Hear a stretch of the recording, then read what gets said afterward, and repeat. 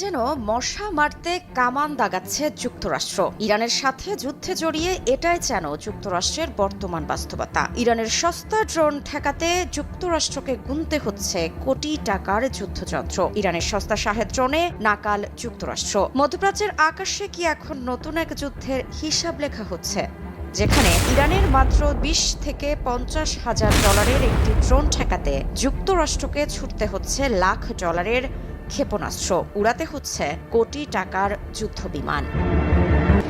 যুদ্ধ যত তীব্র হচ্ছে ততই যেন মারমুখী হয়ে উঠেছে ইরান। পরোয়া করছে না আমেরিকা এবং ইসরায়েলের তরফ থেকে আসা কোনো হুঁশিয়ারি আর সামরিক আঘাতের। শহীদ আয়াতুল্লাহ খামেনির আদর্শে উজ্জীবিত ইরানের লক্ষ্য একটাই, প্রায় অর্ধশত বছরের পুরনো শত্রু আমেরিকা এবং তার দোসর ইসরায়েলকে উপযুক্ত জবাব দেয়া, যাতে ইরান ভূখণ্ডে আর কখনোই অপারেশন এপিক ফিউরির মতো কোনো অভিযান চালানোর সাহস না দেখায়।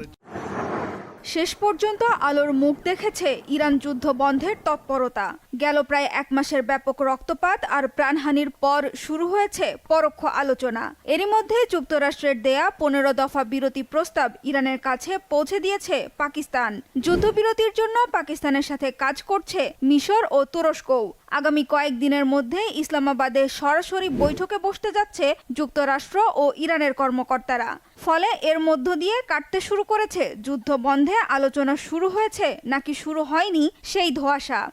আপনি কি জানেন, ইসরায়েলের নেতার একটি পরিকল্পনা মার্কিন প্রেসিডেন্টকে এমন এক যুদ্ধে টেনে এনেছে যা এখন ইউরোপকেও ঝুঁকিতে ফেলতে পারে। সম্প্রতি ইরান ভারত মহাসাগরের একটি মার্কিন ঘাঁটিতে মিসাইল ছুড়েছে এবং নেতানিয়াহু বলছেন ইউরোপের নিরাপত্তাও এখন ঝুঁকির মধ্যে। এখনই সময় ইরানের বিরুদ্ধে দৃঢ় অবস্থান নেওয়ার। সম্প্রতি নেতানিয়াহু বারবার আন্তর্জাতিক নেতাদের সতর্ক করছেন যে ইরান শুধু মধ্যপ্রাচ্যের জন্য হুমকি নয়, বরং সারা বিশ্বের জন্য বড় হুমকি। তার যুক্তি হলো ইরানের কাছে এমন সামর্থ্য আছে যা খুব দীর্ঘ দূরত্বের মিসাইল ছুড়ে বিশ্বের যে কোনো প্রান্তে আঘাত করতে পারে।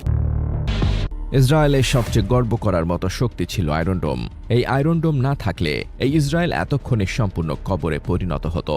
সম্পূর্ণ ইসরায়েল ভূখণ্ড জুড়ে মৃত্যুর হাহাকারে ছেয়ে পড়ত। সেই সাথে পৃথিবীর মানচিত্র থেকে এতক্ষণে ইসরায়েল নামক দেশটাকে মুছে ফেলত ইরানি খোদার সেনারা, যেভাবে তারা মুছে দিয়েছিল ফিলিস্তিনকে।